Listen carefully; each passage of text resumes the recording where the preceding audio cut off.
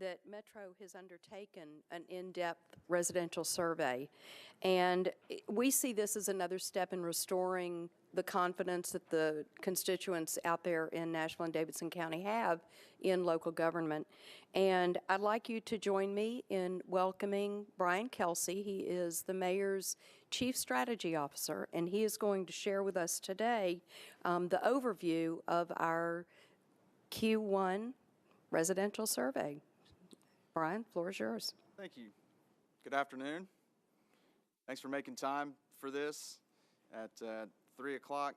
I'm going to present the results of the first quarter survey here. But let me give you a little, is this Donna?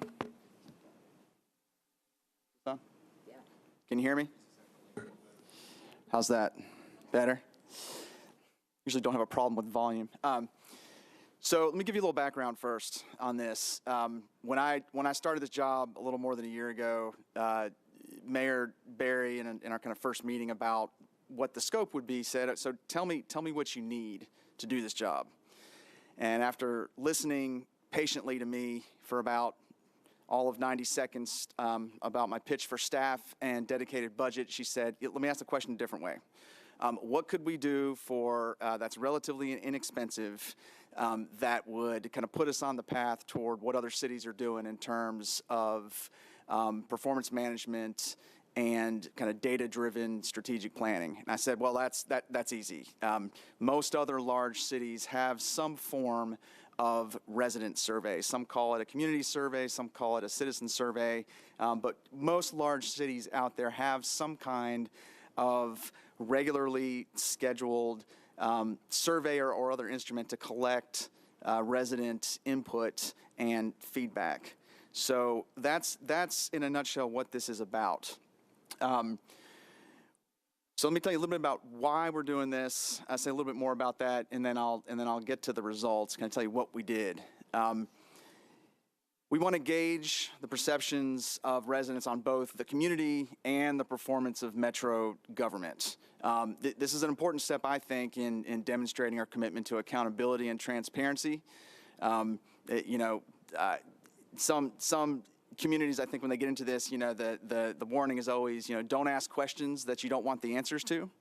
And so I think, this is a good kind of positive first step toward promoting a culture of accountability around, the way that we are allocating resources and managing the local government. A couple other points: identify community priorities as an input to the budget process. I'm going to get to kind of a next steps discussion here in a few minutes, but obviously this is an important tool for collecting that kind of input. And then benchmarking against peer cities to learn and improve. I mean, that's, in a nutshell, this is evaluation and improvement. And so that's where most of this survey is targeted. Let me tell you what we did. This is, as far as we can tell, the first ever community survey of this type for Metro government.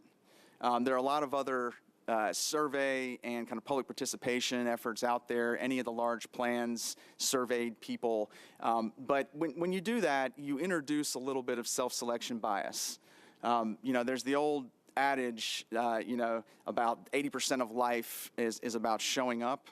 Well, that may work in a lot of areas of life, but when you're really trying to get a broadly representative view of what residents think about their local government, it's not just about the people that show up, because a lot of people don't show up. So, it's on us to try to do what we can to reach people where they are, and this is a great tool for doing that. The firm we're working with, there's really two firms that have kind of cornered this market in the country. One's in Kansas and one's in Colorado. We did a procurement last summer. We are working with a firm called ETC Institute in Kansas. The survey period for this first quarter was February 1st to March 6th. So keep that in mind, just in terms of what was going on here locally during that period, and it, as a frame for how people might have, how that might have influenced how people would respond to some of these questions. A couple other points about the logistics on the survey. This is a confidential survey. No information that can be used to identify any of the respondents is given back to Metro. The cover letter that went out with the survey included instructions in, I think, the 7 or 8 languages that MNPS uses. So if people got the questionnaire, needed translation services, there was a number to call, and you could get the survey administered in your preferred language. Cost. So over a year, this is going to cost us about $38,000. Let me give you a point of reference on that. I was in Austin before I moved to Nashville for this job. They spend about $60,000 annually, and they use the same firm, by the way. And for their $60,000, they get an annual survey. They get kind of the big, glossy, 150-page report, and the consultants come down and do a presentation to council and city management.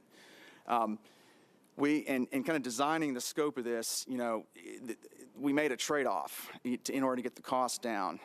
One, I wanted a quarterly survey, so we could evaluate over shorter time intervals and didn't have to wait all the way for 18 months to get the next results in, right? I mean, I think that's more useful.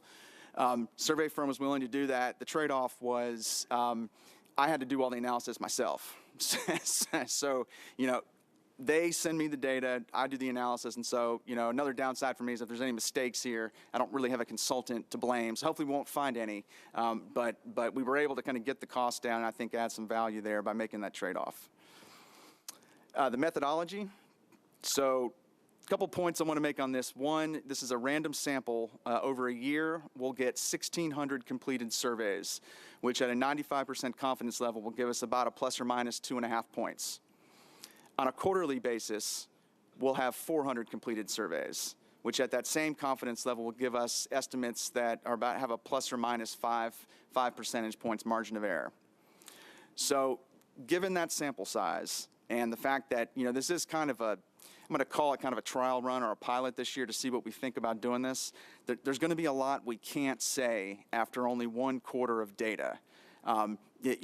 When you start talking about surveys, immediately people want all the demographic breakouts, they want all the crosstabs done, and we just simply can't do that yet because we don't have enough data. But that sort of thing will improve as subsequent surveys are done.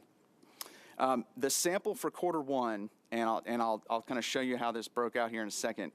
It skews a bit older and higher income, but it's generally representative for race, ethnicity groups, and gender. So I felt pretty good about the sample, and I'll show you a map here in a second that kind of shows you where the respondents are distributed geographically. But a pretty good sample, does skew a bit older and a bit higher income, so keep that in mind. And again, through subsequent surveys, that sample will get better and better, and the estimates will get tighter and tighter. Final point, if you've worked with surveys before, note the differences in perceptions when the geography changes. So let me give you an example. If you ask people about, their overall feeling of safety in Nashville-Davidson County, you're going to get 1 score, all right? And so, let's for the sake of argument, let's just call it 50%. If you ask them how safe they feel in their neighborhood, you tend to get a higher score. And by higher, I mean it can be 10 and 20 points higher. And so there is an impact here in how people absorb information. So, reading something in the media every day has an impact on how you are going to answer those questions in general. But it's a funny phenomenon because you ask them about how they feel about their neighborhood, and the perceptions can change quite a bit. Some people that do this for a living have all kinds of reasons for why that might be, but just keep that in mind as you interpret the results here. So the sample. So I said this was a confidential survey. You may be looking at this map and saying, those look like address points. I don't want to know who responded to the survey, but I do need to know that it was representative from a geographical standpoint.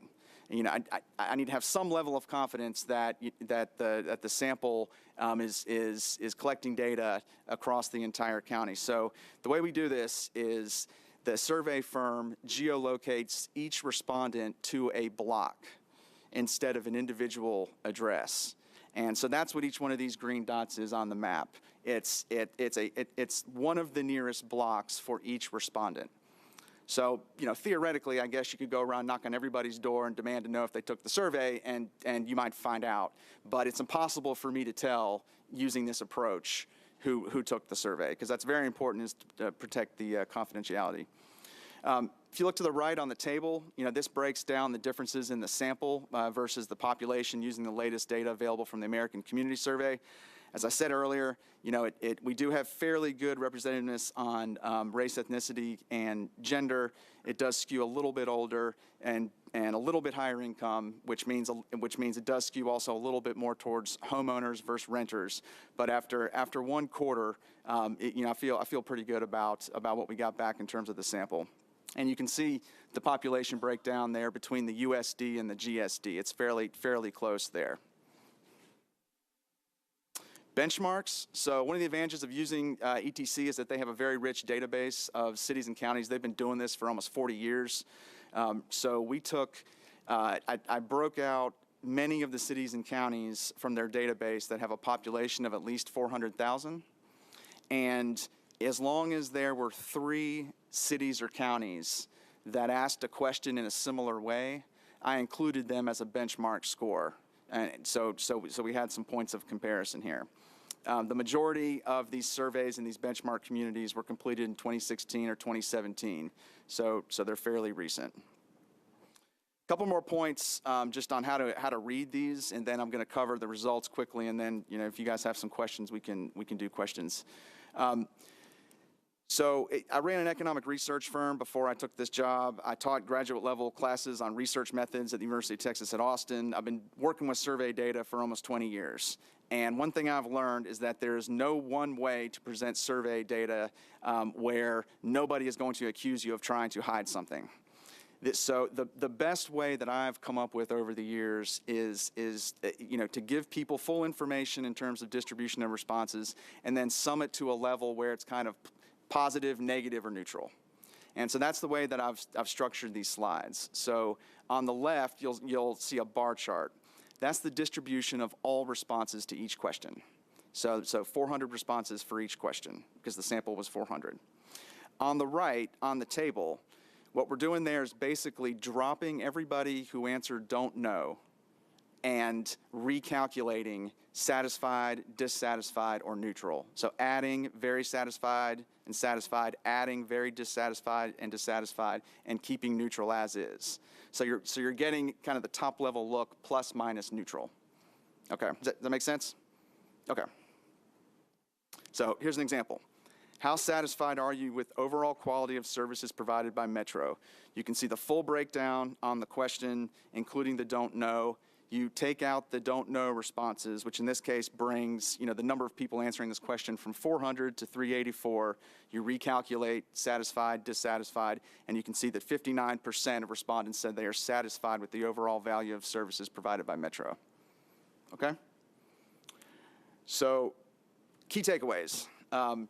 And this is really what jumped out at me. I mean, we could sit here for 4 hours and kind of talk about all the takeaways. There are 150 slides here. I gave you guys everything we collected, and we're going to be publishing everything we collected, minus some of the crosstabs that we just can't do yet.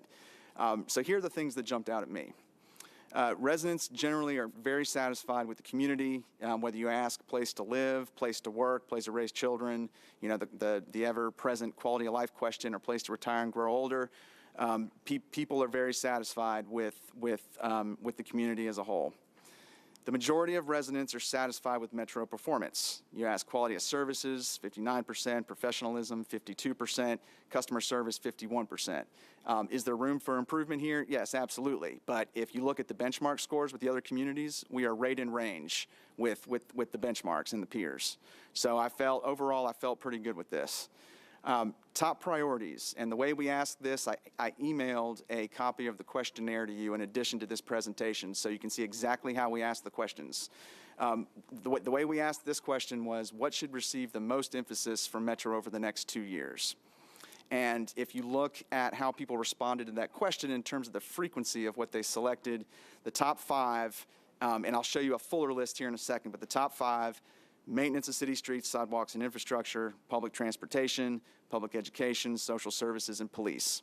Those were the top 5, and then there was kind of a clear break between the next set. And I'll show you the list here in a second. So top line, kind of plus minus. High satisfaction, and so there's basically 3 things you're looking for here. You're looking for the absolute score, right? So percent satisfied or percent dissatisfied. You're looking for your relative score. So how did the peers look? Did we fall in line, or did we exceed or fall below the peers? So your absolute, your relative, and then the third dimension you're going to want is over time. Are you getting better or worse? And so as subsequent surveys come in, we'll be able to add that next dimension. But what I did here is I just pulled out some of the things that stood out to me. High satisfaction, exceeding or comparable to peers. So most questions about parks, libraries, fire, EMS, police, and water. Those functions, and I'm going to call them functions instead of departments here, scored very well in and of themselves, and then also compared to peers. Parks and libraries especially kind of stood out. They received high absolute satisfaction levels, and the gap between where we are here in Metro versus the peers was fairly large. So you might put an asterisk next to those two. What I'm going to call majority satisfaction, 50 to 65% satisfied, and exceeding or comparable to peers, maintenance of street signs and traffic signals, physical appearance of your neighborhood. And, this is kind of an open-ended question for me right now, but something I want to dig into a little more. The majority of people are satisfied with solid waste services, but if you look at the scores for peers, there's a fairly large gap. So you look at peers and you get scores like 70 to 80. For us, it's a good 15 points lower. And so one of my questions, or one of my takeaways here I need to follow up on is, could that be differences in recycling services based on what people have experienced in other communities versus what for the level of service we have here? So I'll come back to that here in a second. On the not so plus side of things, majority dissatisfaction, greater than 50% reporting dissatisfied. No surprises here. I think maintenance of city streets was number 1. And I put an asterisk next to the areas where we're trailing peers, and if you see 2, that means we're comparable to peers. So majority dissatisfied, greater than 50%. Plurality dissatisfied is, I'm going to call it 40 to 49%, so not majority, but fairly high relative dissatisfaction. Public transportation, trailing peers, condition of sidewalks, trailing peers, and public education, which was comparable to peers. Okay, so those are the areas that stood out on the dissatisfied side. Other notable findings here that kind of jumped out at me, 72% of respondents reported dissatisfaction with the availability of affordable housing for low and moderate income families. But this is one of those instances where you see a pretty big difference in how people respond when you ask them something in general versus for their family or their neighborhood. And when you ask for your family, that score is still fairly high, but falls to 49%. So I thought that was an interesting contrast there, and you see that in other areas too, as we talked about earlier. Other notable things here that jumped out at me: majority dissatisfied with sidewalk availability, no matter how you ask the question, whether you ask it in general or in their neighborhood. We're seeing majority dissatisfied there, and plurality dissatisfied with on-street parking, specifically the availability of on-street parking, which I thought was interesting. I'm going to skip next steps and I'm going to close with that here in a minute, but I want to jump to the USD and GSD crosstabs. So the sample was large enough in each area for me to feel pretty good about doing this crosstab. I think the findings here, they're interesting and I think valid. What this is the top 10 categories for question 3 in the questionnaire. So we had everybody kind of rank the quality of major city services, and then we asked them, which 3 should receive the most emphasis over the next 2 years. And what this shows is the frequency, so the percentage of people who picked each one of these categories, okay? So overall, 61% of respondents picked maintenance of city streets, sidewalks, and infrastructure in that top 3, okay? 46% for public transportation, 38% for public education, 27 for social services, 26 for police. And then you can see kind of after that top 5, there's a little bit of a gap there. And then you go down to Nashville General Hospital, neighborhood services, and stormwater. So pretty clear separation there on overall. The other interesting thing to me is when you actually look at the USD and GSD rank order, it doesn't change much. So there's a fair amount of agreement here in terms of how people would prioritize what should receive the most emphasis over the next 2 years, kind of no matter where you are in the county, at least according to USD versus GSD breakdown. To come back and say a little bit more about that. What this table is showing you is the difference in response rates for satisfied based on USD versus GSD locations, okay? And in the far right column, I ran a simple test of statistical difference to figure out if the scores in the USD were statistically different than the scores in the GSD. So what would we assume kind of ex ante here? We would assume that for people in the USD, kind of getting a higher level of service, I would assume, or I would hope at least, that we would see higher scores there. Higher service, hopefully better service, and you would report more satisfaction in the areas where you do get higher services. So overall quality, we are seeing higher satisfaction rates in the USD than the GSD, but a majority in both. So 62% satisfied overall quality USD, 52% satisfied GSD. Is that a statistically significant difference in those responses? And the answer is yes. And you can kind of work down the table there and see that in some areas, you know, there is some separation USD GSD, but it doesn't pass the test, but it could be higher or lower. And I'm hoping as we get the subsequent data in over other quarters, you know, we'll be able to tighten this up a little bit and say some more interesting things about some of these areas. But solid waste, again, you know, they're obviously a different service, USD, GSD, and you do see a higher satisfaction level in the USD versus the GSD. So I wanted to make sure to give you guys that breakout, and because that's kind of the one crosstab I can do now with this data that I feel pretty good about. So let me back up and close on next steps. And again, there are 150 slides here. There are a lot of questions. This is a lot to wade through. You know, if you have the interest and you want to do it, you know, feel free, you know, at your own discretion to kind of go through what you want to go through.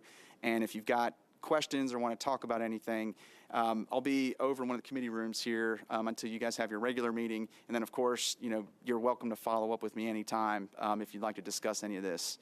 But let me just cover kind of short-term and long-term sort of where I see this going, I hope. The next step is going to be engage the community on some of these survey findings. You know, the mayor is going to hold a series of town halls where we'll be discussing some of this information. We'll also be releasing it publicly here later today. Quarter 2, so the next round of this, I haven't set the survey period yet. That's one thing I want to do with any of you interested in working on that, and then also with department heads. I met with them last week to give them a briefing on this, and we had a good discussion about, you know, some possible changes looking ahead to the next quarter. You know, for example, on that priority where it's streets, sidewalks, infrastructure, you know, we had a good conversation around, well, do you try to break that up into more granular topics? And then, you know, somebody else said, well, you know, could we ask people to weight them? You know, so rather than just asking people to name the top 3, should we actually try to get them to assign priority so we could say something about that? So I think those are the things we'll probably discuss looking out to next quarter. Longer term, you know, obviously one of the uses here, one of my hopes for it is that we can incorporate these findings into department level and hopefully metro-wide strategic planning efforts. You know, many departments are engaged right now in their own strategic planning efforts, and I'm hoping we can use this, we can integrate this information into what they're doing and hopefully strengthen it. We got to create a home for it on Nashville.gov. You know, it's something I'm talking to Keith Durbin about, kind of the best way to do that. And, you know, the last thing I want to say before, you know, we have some discussion or answer questions is you know, a couple people have already asked me about the feasibility of doing this for districts. And just to give you an idea kind of what that would look like, district level sampling, and you basically need to get kind of a valid sample. You need at bare minimum kind of 80 responses per district. That'll get you to kind of plus or minus 10 at 90% confidence. So useful, but maybe not great. in order to kind of get it up to the more typical plus or minus 5 at 95%, we'd be talking about increasing the cost from about $38,000 a year to more than $200,000 a year. So in the grand scheme of things, it's $200,000. Personally, I think that would be a great investment, and I think it would be something that would add a lot of value if there was interest. But again, that does, on a quarterly basis, add a lot of cost. So I wanted to mention that because it's already been asked a couple times, about whether or not that would be a possibility. So let me stop there, and if there are questions or discussion, I'll be happy to answer questions. Okay, first of all, I'm going to open the floor for questions, but clarify that Brian will be in Committee Room 4 between whenever we finish and 6:30, so that if you have questions or if you weren't able to make the whole presentation, he'll be available to go back through it with you. Council Lady Allen. Thank you, Madam Chair. And Brian, thank you for being here and for doing this for us. Just a couple of questions. As you continue to sort of refine your demographics, do you anticipate adding in a homeless population to kind of add that viewpoint as well? And if so, how in the world do you reach them? Yeah, that's a good question. So we did not do any targeting of specific populations for this. My intent with this was to start out with just a random sample of the population. If we wanted to get into targeting any particular group, we could do that, but it kind of changes the methodology a little bit. So, that is something, if there's interest there, we could follow up and explore that a little bit. Okay, just to keep it on a list for things to think about. And then I guess just sort of, do you anticipate refining the questions or adding more sub-questions? And if so, can I ask a couple of things that might be in that? For example, parking, was one of the items that came up. And, one thing that would be helpful for me to know is, are people satisfied with parking as long as they can find it, even if they have to pay for it? Or does having to pay for parking add to their dissatisfaction? And I'm not sure how you ask that question, because we seem to be learning if you can attach a price, we can have a lot more control over it, but that's not necessarily something that's into our psyche yet, but that would be useful information to get. And then on the solid waste, again, just to try to drill down into USD versus GSD, are they more satisfied in the USD because it feels free, and in the G, or are there other things driving that? Is the fact that you've got 6 different garbage trucks coming down the same street because of the way they do it? That'd be really interesting to know. Yeah, I think. So there's two ways to, I think, address some of this. So yes, there will absolutely be an opportunity to provide input into different questions. So I'm going to do that with the department heads. I will, of course, do that with you all. So yes. The second part of what I would say on that, I think, is one of the useful aspects of doing a survey like this is to motivate discussion-oriented questions with people. Now, obviously, if I had all the budget in the world, I would have some kind of elaborate focus group, plan for doing some of this stuff in all the districts. But I think, that's where I think more of kind of a town hall or community meeting makes a lot of sense, where you can show people this information, then ask them those kind of detailed questions. And if people want to do that at some point, I'm more than happy to talk to you about participating in that kind of meeting. Yeah. So it just sort of depends, I think, on what level of granularity we want to get to on a question versus kind of the back and forth you might want with constituents. Right, just helpful for making decisions. And then finally, where do we find those 150 slides? I have emailed this to you. Emailed it to us, okay. And when this goes out to the public later, there will be a link where everything will be posted, including the questionnaire. Great, thank you very much.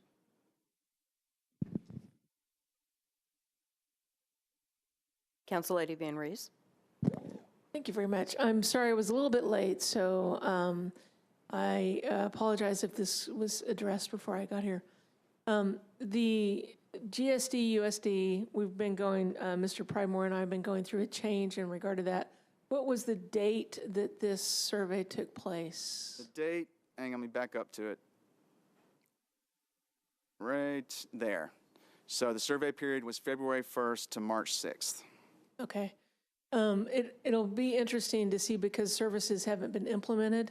I don't know how you can parse that out. The other question, which is a follow-up to that, is in evaluating the cost per district, was there any consideration in evaluating the cost per zip code or per corridor or some other means of understanding differences in neighborhoods in that way? No, but I could.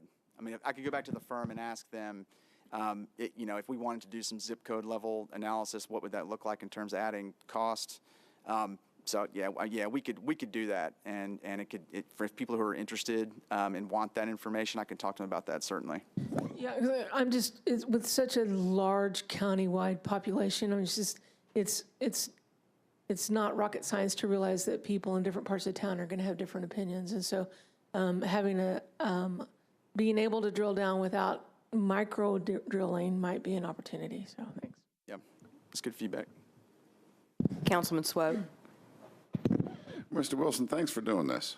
I actually read all 150 slides of this. I did too. Took the better part of an hour, but I did. And what I found was some of the things that you would think, to expect, we did, and other things were quite surprising, actually. And I'll leave it up to my fellow council members to read 150 pages, and you'll understand exactly what I'm saying. But I do want to thank you for doing this, and more importantly, thank you for presenting it. Thanks. Thanks for having me. Councilman Pridemore. Thank you. I'm not going to respond to his quote or his statement about reading the 150. I started, but to carry on with what Councilor Van Rees was saying about the specific, if you go into the districts or a specific zip code, and that, again, neighborhoods all have their own specific issues, problems, and positive sides. But when you do these surveys, is there a way of just interjecting one or two questions that deal with a specific problem in that district, or what the council or what certain community leaders feel is a problem in the district, to either identify whether it is or not, along with the generalized questions that you would ask? Logistically, it's not difficult to do that. The problem you're going to run into is sample size, right? So, let's say in your district, if in the random sample there are only 5 respondents from your district, and I've included a question that you want answered for your district, we're going to be trying to glean information from only 5 respondents. And so, so I'm not saying no, I'm just saying, we want to exercise some caution in trying to interpret anything from such a small number. But, if there's sufficient interest in kind of getting into this, I'd rather try to sort of tackle this wholesale if we can, and kind of do it the right way. So answer is yes, we can do that. With caution, maybe. and with our encouragement of getting participation within our constituents. Yes. To participate would be best. Thank you. Are there any more questions? Seeing no one in the queue, we are adjourned. Thank you, Mr. Kelsey. Thank you.